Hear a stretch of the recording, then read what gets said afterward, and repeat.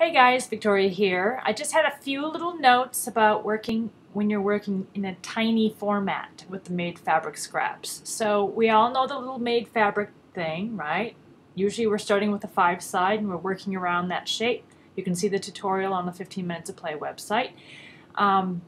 Generally, when I'm making my made fabric, I press all my seams one way.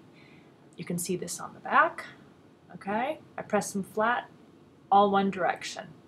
But when I sew 2 rows together, right, of made fabric, then I'm pressing those seams apart. Because otherwise you're going to have layers upon layers of fabric. So this is the back of my little piece, okay? So can you see that?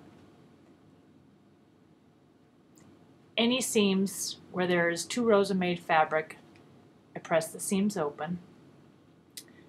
On my thin piece, now that I'm doing my setting, I'm just pressing everything with this way because this fabric is a little bit thin. I'm using the Michael Miller Cotton Couture and I don't want all of this fabric showing through on the front. So steam and starch are your friends when you're working with these. When you're making the made fabric also, you may notice I'm using a much tinier, like an 1/8 inch seam allowance. Sometimes I'm actually sewing it as a 1/4 inch and then I trim it away after I sew it with my little scissors. I'll go in there and I'll be like, trimming that little seam down so that there's just a small amount of fabric on the back there. Okay, it's kind of blurry, isn't it? Kind of hard to see. Yeah, it's a little bit better. So starch is great. You can see my starch can, right? Where is it? Right there, back there. My iron.